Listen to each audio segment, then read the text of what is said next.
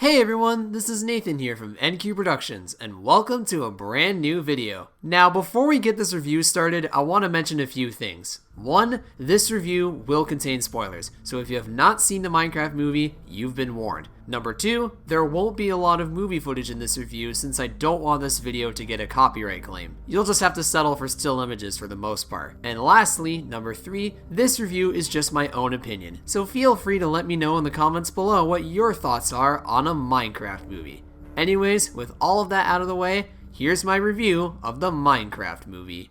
The Minecraft movie has had an interesting history, to say the least. The movie was announced all the way back in 2014, meaning that the film took 11 years to make, which is longer than the FNAF movie's production timeline, for crying out loud. And when the first look at the film was finally shown around 7 months ago, the reactions were mixed.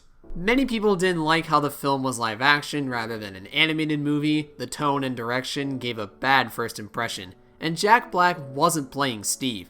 He was just being himself. But after more trailers came out, the reception of the film was more positive, and people were more cautiously optimistic, myself included, even though my gut was saying that it would be a bad film regardless of what the trailers showed me. But now, here we are in 2025, and the film is finally released. Before seeing this movie, I wasn't expecting it to be great, but hopeful that some enjoyment would be hidden in the film.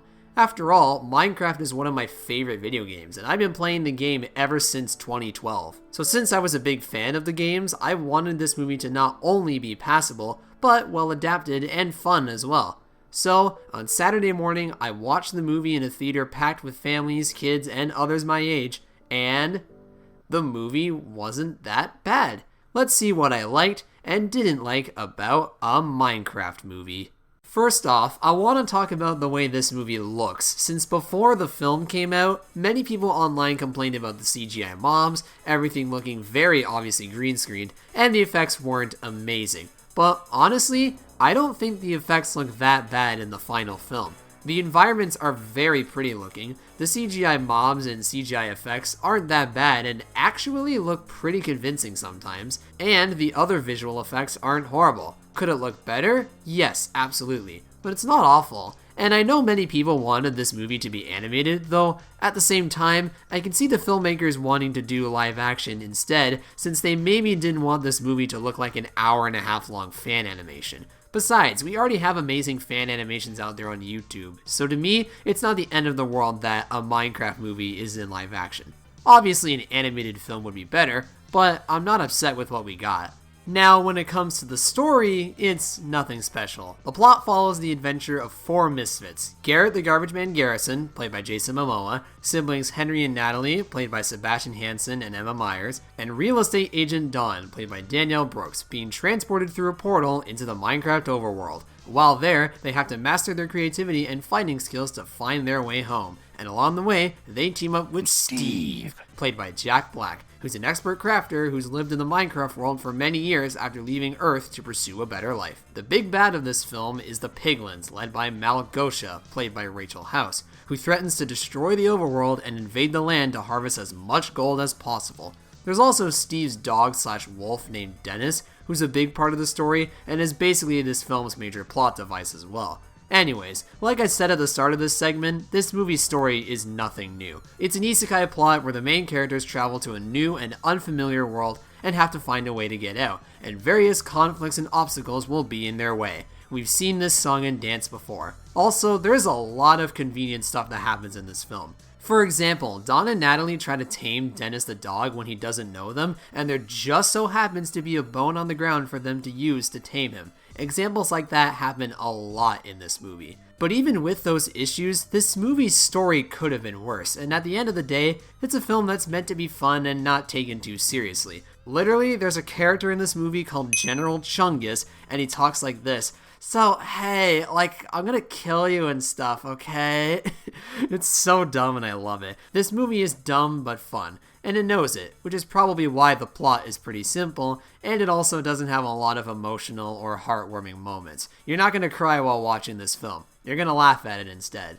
Moving on, the characters in this movie, they were okay. Malgosha is an okay villain with a decent at best motive, and she had some entertaining henchmen. Jennifer Coolidge's character was very funny, and she had the stupidest and also the funniest side plot of all time, where she marries and dates a villager. No, I am not joking. And then there's our 5 main characters. Starting off with Dawn, she's the real estate agent who also wants to open a petting zoo and likes animals, and there's not much to her outside of that. I didn't dislike her. In fact, none of the characters were unlikable in my opinion. It's just that she's pretty basic. Same goes for Natalie, Henry's sister. She does have a small arc of learning to be a better guardian for Henry, but there's not a whole lot done with that arc outside of a couple of small scenes here and there. Henry is the creative one in the group and is in charge of most of the crazy inventions and crafts in the movie, but he's honestly one of the weaker characters in the movie since he doesn't really have an arc. The movie tries to give him one by having one scene where these bullies at his school mess up with his jetpack. Yes, this kid somehow built a whole freaking jetpack. And then later an Enderman encounters him and there's this weird vision scene where the characters badmouth Henry, but no one in the main cast was insulting Henry. They were complimenting him instead, so those 2 scenes were odd to me. Easily though, the 2 best characters are Garrett and Steve. Garrett owns a video game store and is desperate for money, so when he's in the Minecraft world, he talks with Steve about wanting diamonds, which upsets Henry since he wants to take 0 detours while on the adventure, which does lead to an argument scene, yes, though luckily there's no 3rd act breakup, which is nice. Garrett is one of those characters who thinks he's the coolest guy out there when he's anything but that. But he knows it, and in order to have a big moment in the film, he makes this big sacrifice where he uses TNT to kill a bunch of piglins and then he disappears for a good chunk of the climax, and then comes back in the end to save Henry after he nearly dies. I predicted this ending from a mile away, but honestly, Garrett was a pretty entertaining character, so even though he had a cliche character arc, he wasn't an awful character. And then there's Steve. Now, as a character, Steve wasn't too bad, serving as a solid guide for the 4 misfits, and I didn't dislike him. But Jack Black was so distracting as Steve. Every other actor was fine, but Jack Black is just himself. The lines he delivers, the songs he sings, yes, Jack Black does sing 3 different times in this movie. This just isn't Steve. This is Jack Black in a blue shirt, and I love it. Why do I say that? Because this movie's humor is actually really good, both ironically and unironically. Every now and then, there's a genuine good joke, like when Steve defeats Malgosha and then she tries to talk to him, only to keep pulling out a bunch of knives and try to kill him, and then Steve smacks all of the knives away. And all of the lines that have been memed to death made me and my theater laugh and applause, whether it's Finted Steel or Chicken Jockey. The crowd I had in the cinema was really into the movie for all the wrong reasons, and I'm so glad that was the case. It definitely made the film much more enjoyable than it would have been otherwise. This movie's humor just makes everything so much better. I also really liked all of the references and cameos in this movie too. The Technoblade reference was awesome, DanTDM and other YouTubers showed up in a scene, Jeb was the waiter for the date between Jennifer Coolidge and the villager, they say that the days only last 20 minutes, which is something that I liked, Pigstep and other Minecraft songs played in the soundtrack. I could go on and on with all of the nods and references to the games, which proves that the crew had a fun time making this movie, and I had a fun time watching it, even though the film isn't that good objectively. Its story is basic and predictable and uses lots of convenient objects to keep the plot moving. The pacing is fast at some moments, the characters are decent at best, and the visual effects aren't amazing.